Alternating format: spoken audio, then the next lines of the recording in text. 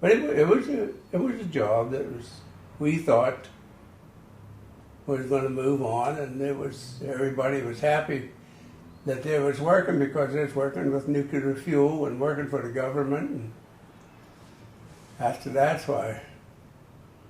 we got a little wiser, older and wiser, why we realize what's going on now.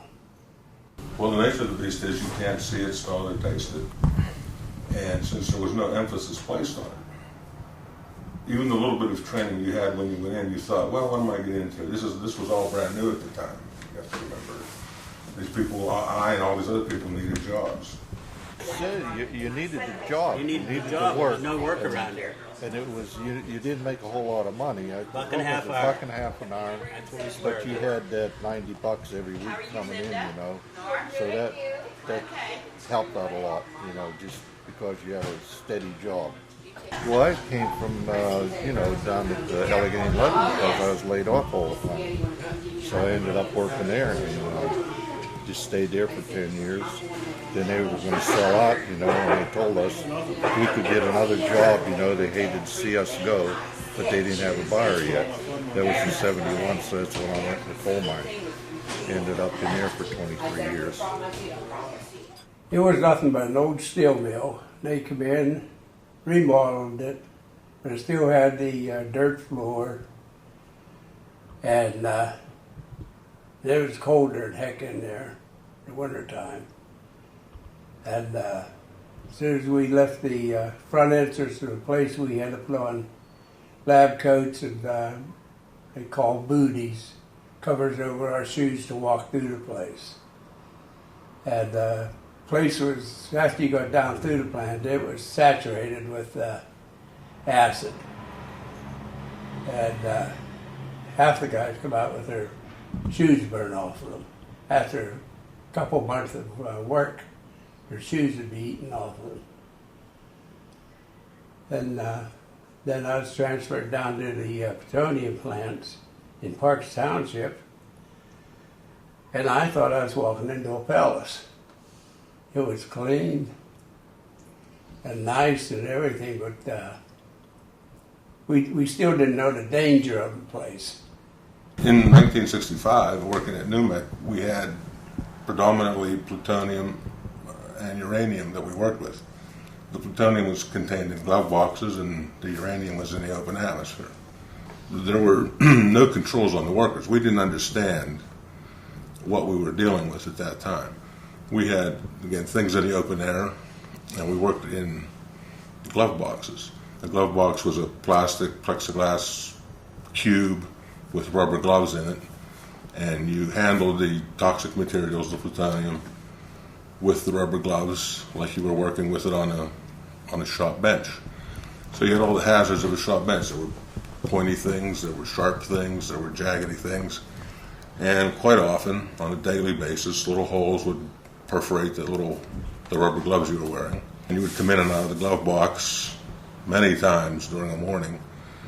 And the only time you monitored was when you were leaving the facility. They had a little hand monitor there when you were leaving the fab area. And many times at that area, people were caught with contaminated hands, contaminated forearms, contaminated shoes.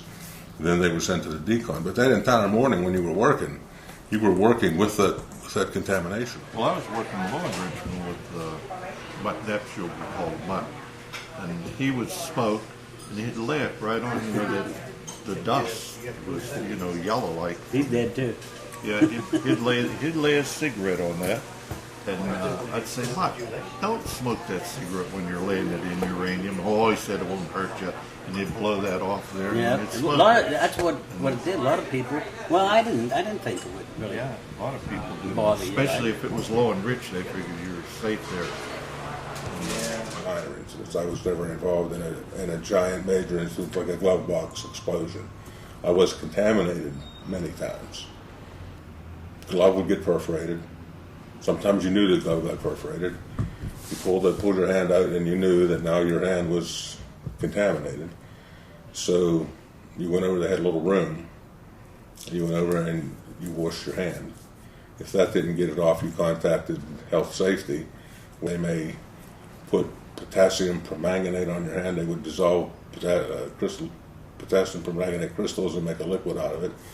You would dip your hand in this potassium permanganate. It would turn your hand purple. You would leave it on your hand for 4 or 5 minutes. I think 2 minutes is the max recommendation now. But at NUMEC, where there wasn't a guideline, after it was on, what it would do would oxidize a layer of your skin. Then you would dip your hand in sodium bisulfite, which would neutralize potassium permanganate, turning your hand back to its normal color again, also taking off a couple layers of skin. If that didn't work, they would put a rubber glove on you, tape it to your wrist, and then you would sweat the remaining plutonium out of your pores. My hands were so contaminated. They used this. You remember that stuff they used, permanganate? Yeah. That purple stuff? Right. They washed my hands for 8 hours. Yeah. And never got them done. You know, when you look at it, this element, when you're talking about uranium, enriched uranium, plutonium, these are the most dangerous elements known to man. And in some of the ways that these workers were describing and how they were exposed to it, how they worked with it, what was done, the lack of controls. These guys were cooked on a regular basis, and the priority was to get the product done. The companies and the agencies didn't really have a care and concern about these workers at the time. In 2003, I was diagnosed with a bladder carcinoma. I had that treated, spent a few days in the hospital, recovered from that bladder tumor. Well, I started out in '88. I had a right kidney removed, and then in the early part of the '90s, I've had 3 heart attacks.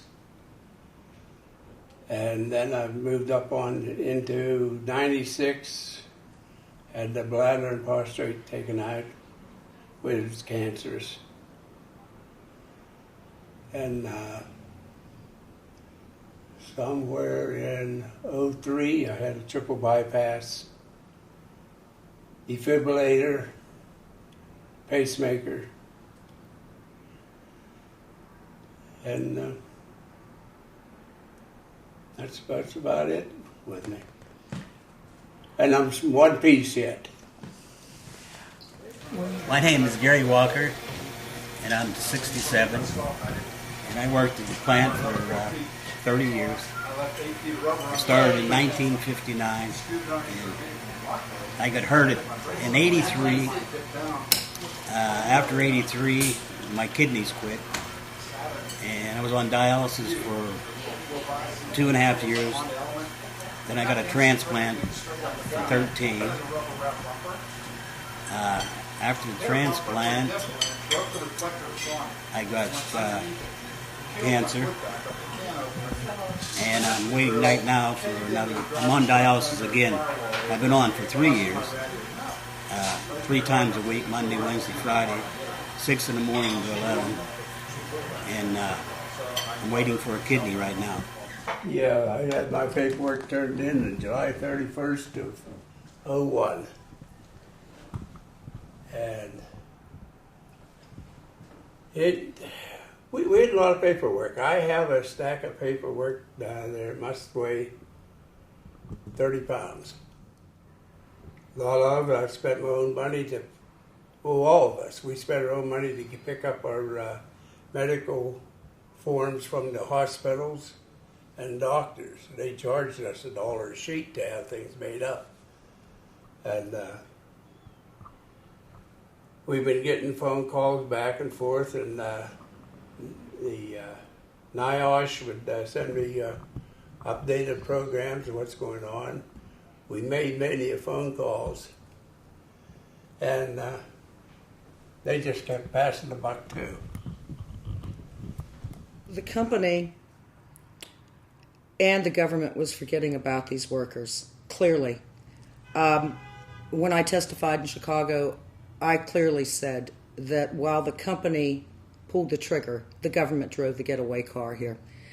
And you had workers that had been working for 15, 20, 25 years, and the company was acknowledging they didn't have any record of these workers.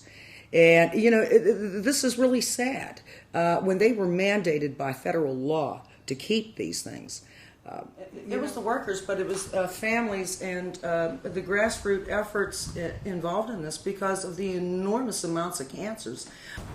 And it looked like a growing, good place to go to start a career. And you got your little bit of training. You went into the facility with a little bit of apprehension, what am I getting into here? But when you went in, it was very friendly. There were no regulations, there were no people bossing you around. You got into the facility and you became friends with people.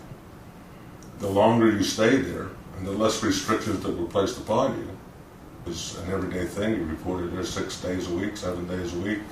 Nobody got sick, nobody got injured. For the most part, there were a few little accidents,